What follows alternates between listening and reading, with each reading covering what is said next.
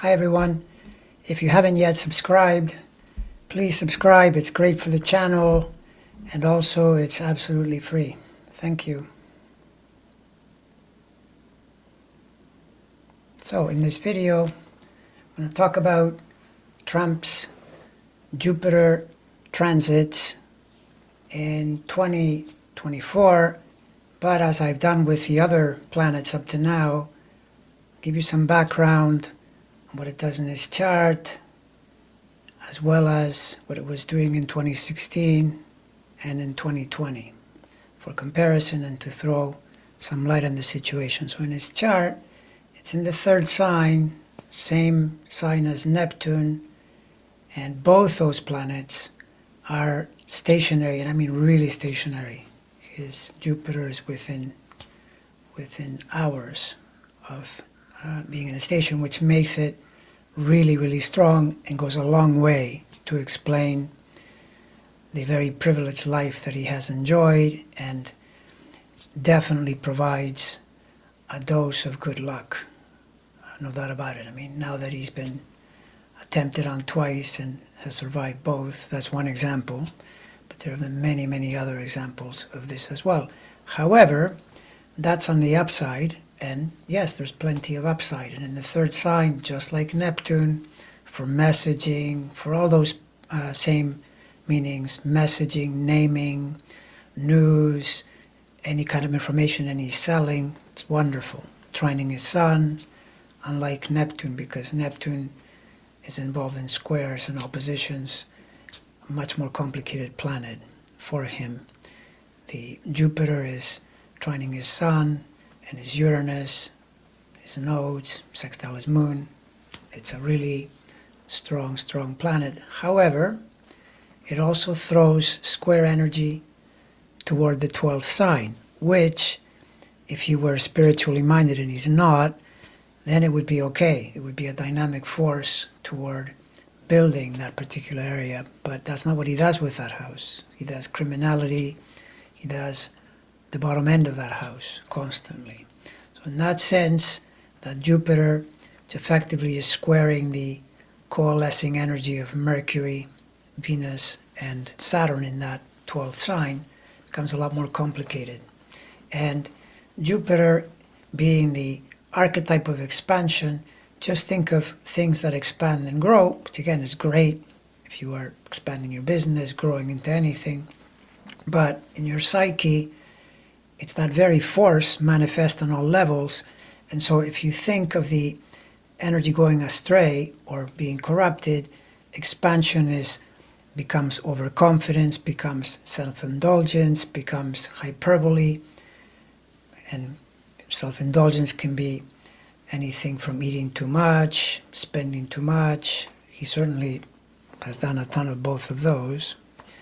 And so this Jupiter is far from, let's call it stellar energy, in terms of expressing the high end of the planet. There's lots and lots and lots of downside through the way he expresses it.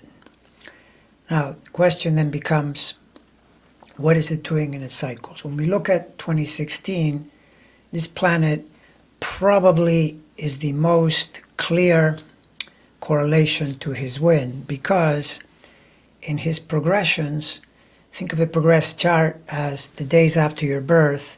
It becomes like your evolving self, where you are as the days equal years are passing. And as it turned out, right then, at that age, he was just about to reach his 70th birthday. Jupiter was conjoined the progressed ascendant, the progressed Jupiter, a combination of those two. When you get this kind of action in the progressed chart all by itself, it tends to signal a very special year. Separately, he had other progressions as well, like the progressed sun on the ascendant and as well, but this one was pretty obvious.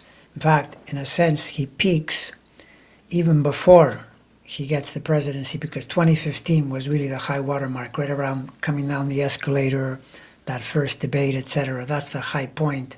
Then the ascendant starts to move away from the Jupiter as time passes. a little bit each year. But then it was very, very well placed in terms of that. Plus, in the transits in the sky, Jupiter, during most of the campaign in 2016, was in Virgo. That was not particularly helpful to him. But then it entered Libra in late summer and into the fall. That's a lot better because Libra is where it lives at birth. That's its own sign. And it was signaling a major trine in a station that happened right around the inauguration. That was the entry point for him into the presidency. However, a decent astrologer would have said to him, yeah, this looks good in the short term, but you got to take a look at the rest of this, what's going on here. And this is not a peaceful presidency, and this is not something that is going to work out well for you in the longer term. But that's not how Trump thinks. He just thinks in the immediacy of things for the most part, and just goes at it over and over and takes whatever he can get. So he thought of it as a fantastic victory, when in fact, especially being a malignant narcissist, what then happened is the presidency went to his head. And I mentioned that, I think, with Neptune as well. But Jupiter is the primordial energy of, having your head blow up. And this becomes extremely dangerous because aside from what the damage he can do to the country, to us, literally, to the whole world, indeed, it's also the damage he does to himself. So, in this sense, even though in a short-term sense it was very, very useful for getting into the presidency, big mistake. I remember thinking back then, intuiting that he had just basically, in a very real sense, signed his own death warrant. He was doing something that was going to prove cataclysmic for him. And this was without anticipating how much he complicated things for himself, because I was focusing on all the debts that he had, in the sense that by going into the presidency, it would all come to light, and so it would become more dangerous for him. It was like being up on the perch and then being shot at. But nevertheless, he took it and then goes in and did all kinds of other things, like trying to mount a coup and then taking nuclear secrets home. This was added on after, right? So this is the problem with Jupiter, when Jupiter is expressed on the bottom end. So anyways, 2016, very helpful, gets him in. 2020, totally different story. Just like I mentioned about Saturn and Pluto in Capricorn, that was the conjunction. Saturn, Pluto, Jupiter, that was the pandemic. My namesake, Andre Barbeau, who predicted this in 2011 by seeing that conjunction and being very familiar with the astrology of prior pandemics, going back to Justinian times. He predicted it, and then he died at, I think he was 98 or 99, and he died in 2019. Clever fellow.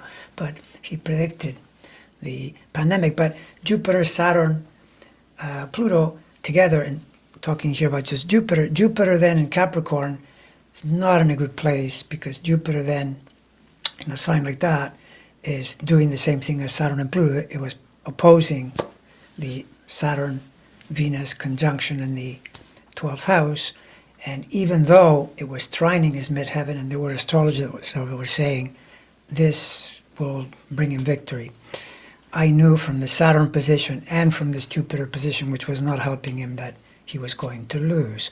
So 2020, it's in a part of the chart that is a lot more compromised, and indeed, if you think about it, because that's also his health house, Jupiter, Saturn, Pluto, it explains why he caught COVID, but even more profoundly, it explains why COVID happened at all to him. This, by the way, belies the logic that this man is just extremely lucky, everything falls into place for him. Not really. He's lucky, but he's not that lucky. In fact, overall, you could say he's unlucky, because if he were really lucky, that pandemic would have happened to Biden the next year or the year after. Instead, it happened to him.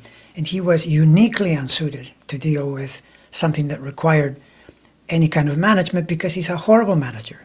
So he completely screwed it up, made all the wrong choices, made a fool of himself, and this went a long way to getting rid of him, as far as losing the election, right? So Jupiter there, very unhelpful, unless you say, well, maybe Jupiter is the planet that, being there, perhaps saved them from dying of COVID, let's say, because Saturn and Pluto were there, and Jupiter has this way of keeping you going, possibly. But overall, wasn't all that helpful. Now we turn to 2024, what we're in now. And this is where, again, astrologers get all excited by pointing to, well, not all astrologers, some astrologers. Okay, so let's just qualify that. And I'm not one of those astrologers. So it's the logic that Jupiter's in his sign, and it's up there in the chart. In my way of measuring, it's in the 11th sign. Some astrologers put it in the 10th. It's up there. It's in a very prominent place. Jupiter can definitely help you win in some situations. There's no question about that. But there's a subtlety in play, which in the end turns out to be not that subtle, which is that Jupiter is in Gemini, yes, and it's making him prominent, yes, but this is like saying prominence is fame, fame and infamy, they go together. Just because you're known doesn't mean you're succeeding, it just means you're known, right? This is the same thing that's happening with his Uranus cycle, the Uranus up there at the top of the chart. Jupiter is another one. So it's in there. Jupiter enters Gemini in June, and at first it brings him some Pyrrhic victories because, you know, the Eileen Cannon dismissed the case, though that's going to come back. He then enters into the debate. He thinks that he did something amazing by causing, you know, the debate to go so poorly for Biden. But then this brought Kamala in and completely changed the situation. So it really wasn't all that helpful overall. But worse, it moves forward, forward, forward. And in October, it'll park itself in a station. These planets always radiate the most energy in their station. 21 plus degrees of Gemini. This, according to some astrologers that I do not agree with, says, well, look, it's close to his sun. This is good. This means he's going to win. Not so. His moon is on the other end of it. So his sun is at 23 degrees Gemini, his moon is at 21. So Jupiter is precisely opposite his moon in the station. Indeed, we go into the election with that very aspect. It'll retrograde a little bit, but it's right in there. And so what this means is that the opposition is in force. Oppositions of Jupiter of anything are very risky in terms of providing a setback, a loss. And all the more so when you realize that, yes, the moon is in the 5th sign. In a broad sense, that's good. It's also the house of elections and contests, but Jupiter is opposing it. That already makes you wonder about that. And then the moon, ruling the 12th, he has Cancer in the 12th sign, becomes a very compromised planet. So my call on this one is that the Jupiter opposition to the moon is actually going to lead to a loss, not a win. And if Jupiter were perhaps stationing 2 or 3 degrees later, maybe it would be enough. I'm even suspicious of that because of so many other planets in his chart being so problematic in their transit and in the progressions as well. So basically, on the Jupiter, despite it being in his sign, for me it's a very clear thumbs down, and it's another planet that forms part of the array that defeats him in 2024.